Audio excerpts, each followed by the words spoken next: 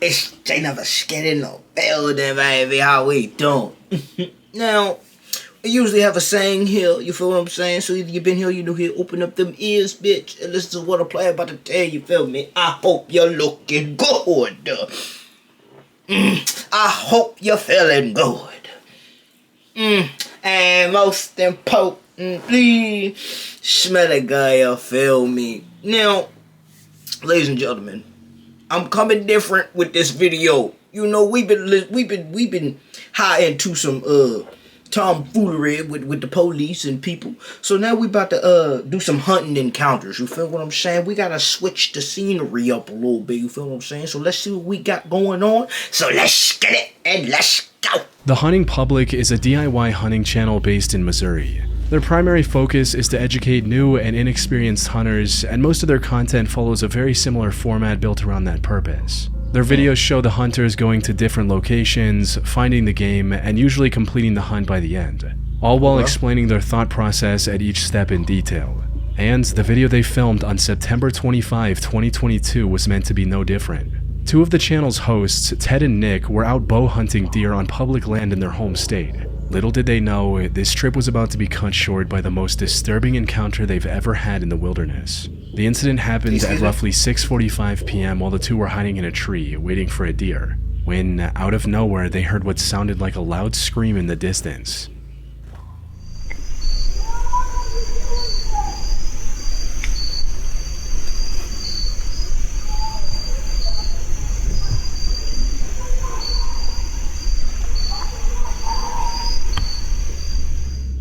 It was too distinctly human to be coming from an animal or something similar. And while this was plenty terrifying on its own, it was only the beginning of a much more haunting sequence of events. Because not only did the screaming continue for the next 30 minutes, it also became more manic and blood-curdling with each passing minute.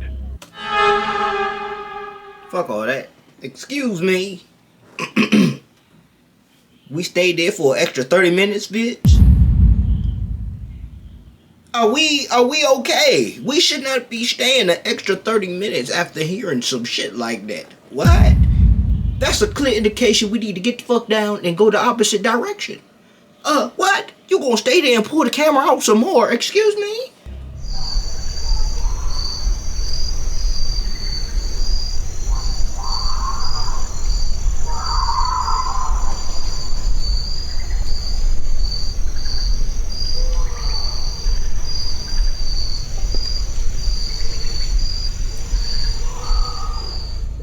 Things only became worse when they heard the sound of several gunshots coming from the same direction.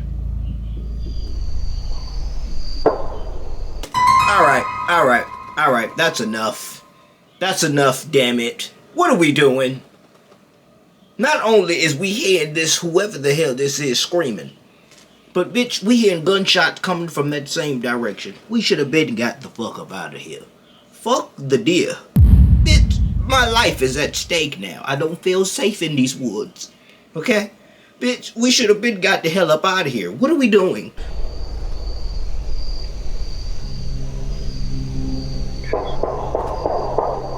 Oh! Hey, letting that shit off!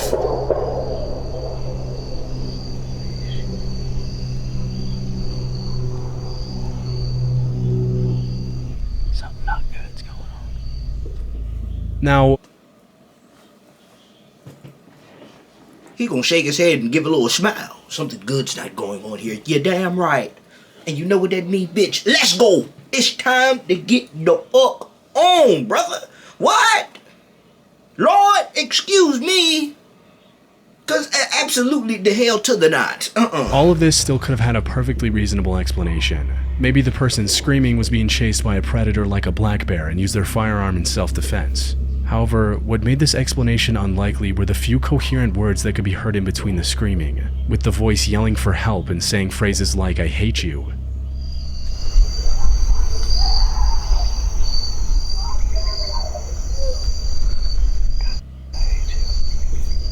And god damn it, I'm sorry I keep pausing it, but something ain't right. God damn it, it's time to go. What are we waiting on? What was we trying to accomplish within this here? I know we was hunting deer, but I done heard some shit that sound like something that I wasn't supposed to hear. So it's time to go home. What? The voice became even more disturbing after the gunshots, shouting what sounded like, "Somebody help, you effing killed her," and other disturbing phrases.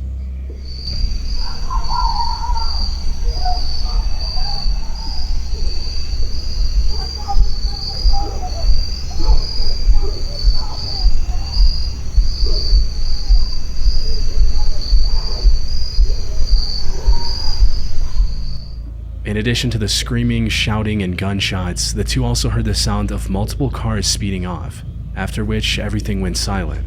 By now, Ted and Nick were convinced they had just heard a horrific crime take place less than half a mile from their location. Unfortunately, they didn't have cell service in the wilderness to make a report, and the only way out of the woods was in the same direction as the screaming. Hold on. So never mind. I'm glad y'all stayed up there. Actually, I don't even know how to feel about this. Either way, my nigga, we could have went around. We could have went back, circle around.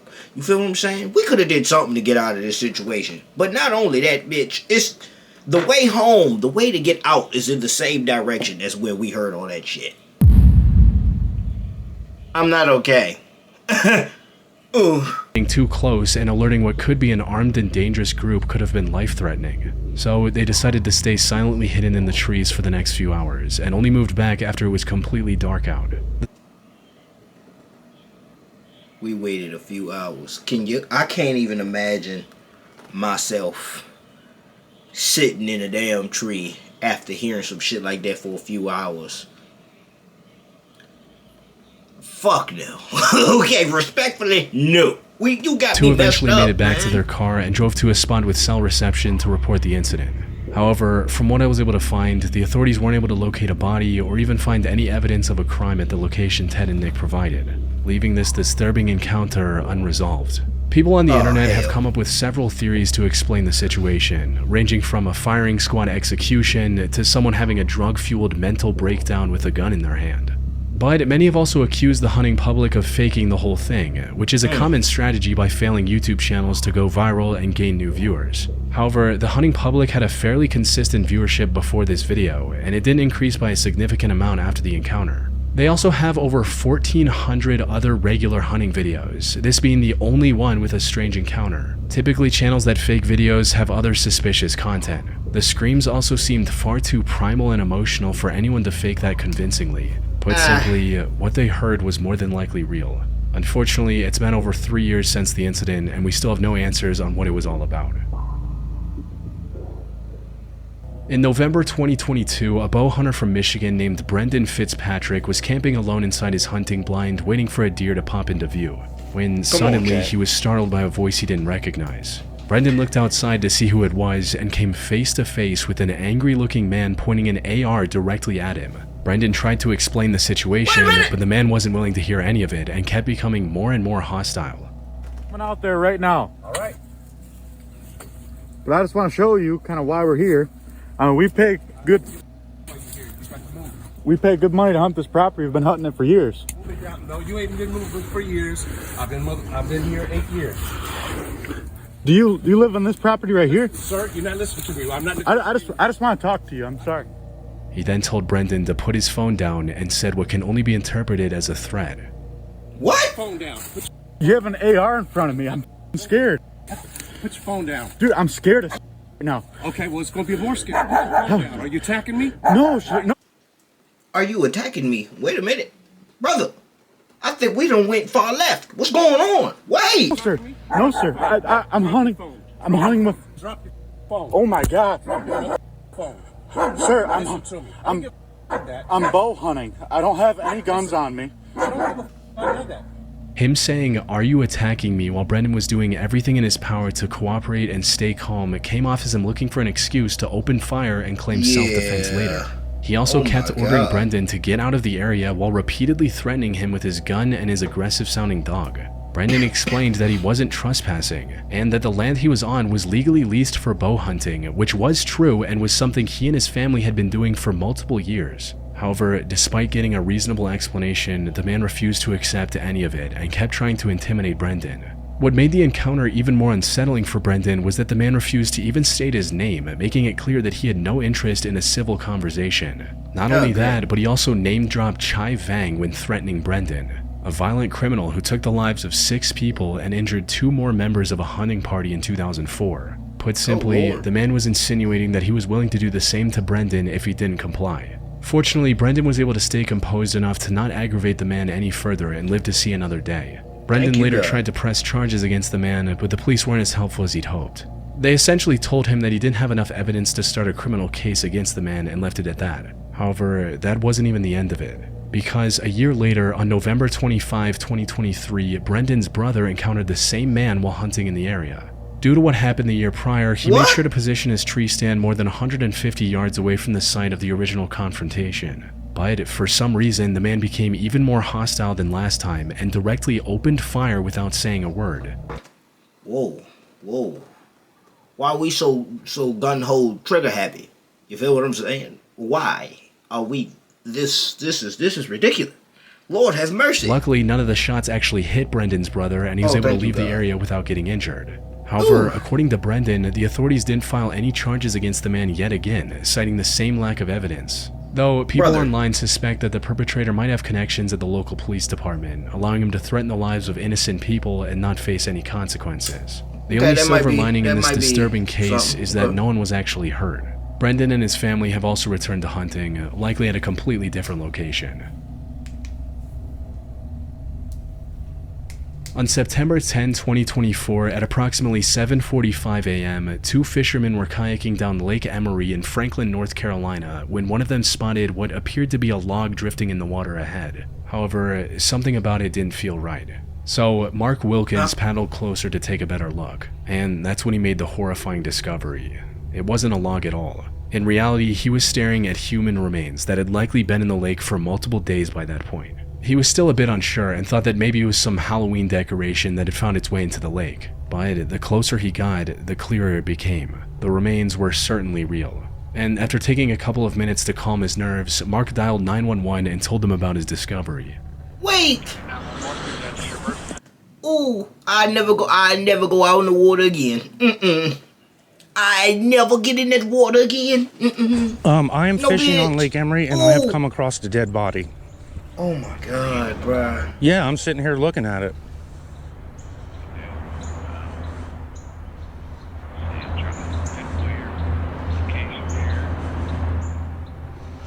I mean, it looks like a dead body. I mean, there's a hand sticking up, there's a rotted face. I don't know if it's some kind of stupid Halloween spooky thing, but I'm not touching it. So. Now, discovering human remains like this is disturbing enough on its own.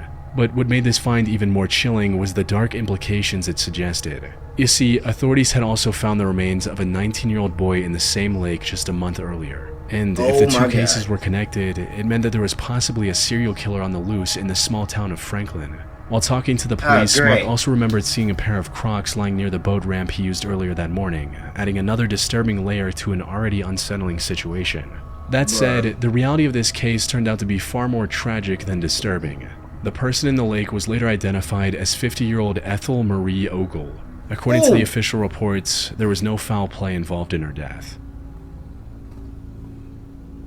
Wait a damn minute. At first glance, duck hunting seems like one of the safest hunting styles out there, especially since it doesn't require hunters to spend any time deep in the wilderness where running into angry predators like bears or bobcats is a constant concern. However, duck hunting, just like most other outdoor activities, comes with its own set of risks. Something Ethan from the Lucas Reinsch YouTube channel became well aware of in November 2020. He was out hunting ducks with a shotgun early in the morning while the sun was barely up. After staking out on a beach for a few hours and waiting for the ducks to gather, he found a target and managed to shoot it down. The duck fell a bit too far into the water, but without a boat, his only option was to wade into the water to retrieve it. And that's when everything went wrong. Ethan had plenty of duck hunting experience under his belt, but he wasn't completely familiar with this particular lake and didn't know about the sharp drop-off a few feet off the shore. So as he got closer to the duck, the ground suddenly dropped off from under his feet, leaving him struggling to stay afloat.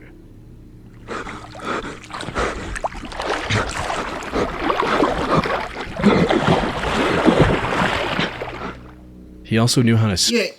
swim, but that wasn't as big of a help as he'd hoped it to be. The biggest issue at hand were his waders. They became filled with water, sinking him deeper while also making it near impossible to move in the water. Under normal circumstances, I'm not gonna hold you. I don't know nothing about no duck hunting. But bitch, if it's too far out for me to go get it, which I do know how to swim, I'm not going out there to go get that staying duck. afloat is It's too far away. relatively easy for anyone who knows what they're doing. However, water-filled waders make this otherwise simple task infinitely more difficult, as drowning becomes a stronger possibility with each passing second. To make matters worse, the water Ethan was in was also extremely cold. Even if he could stay afloat with heavy waders, he still risked contracting hypothermia and passing out before drowning. The cold water was also tensing up his muscles and making it difficult to keep moving. And to top it all off, he was also completely alone on this trip. Having someone with you on any nature expedition increases the chances of survival exponentially. Even if a partner isn't able to help directly, they can at the very least call for help. Ethan, however, didn't have that option. All he could do was keep his calm and keep swimming toward the shore with all his energy. Fortunately, this worked. After a brief but intense struggle, he was able to find the underwater ledge and make it out relatively unharmed. And while his determination and level-headed approach certainly helped, his surviving the incident was nothing short of incredibly lucky. Hey, I take it. You feel what I'm saying? That's In better May than death. 2017, 45-year-old Richard Wesley was out bow hunting in Ontario, Canada, when he suddenly came face to face with the last animal you want to see in the wilderness, a bear. Oh, brother. I'm just gonna tell you right now, brother. Chances of survival is very low right now. That's a damn bear, bitch. Them niggas is not to be trifled with. Ooh. Initially tried to lay low in the bushes and hoped the bear would walk away without noticing him. Unfortunately, he was in a wide open area, resulting in the bear seeing him and coming toward him. One of the only options he really had left at this point was to run away, which, considering a bear's top speed of up to 35 miles per hour or roughly 55 kilometers an hour, wasn't really possible. And you see why these niggas is not to be trifled with. They too damn big to be moving that damn fast. Absolutely not.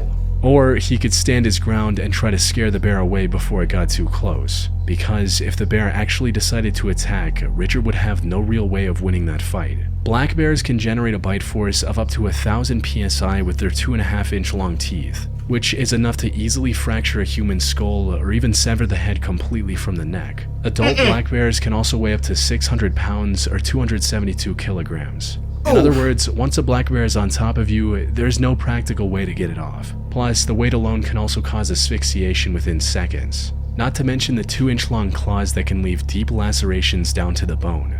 So, even if the bear decided to leave Richard alone after a single claw swipe, he would have likely bled out right there before help arrived. With all this in mind, he stood up and tried to intimidate the bear. Unfortunately, this backfired horribly. What? Quiet! Quiet! Quiet! Quiet!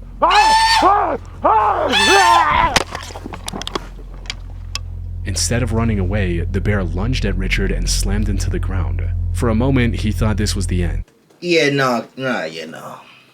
Fuck all that.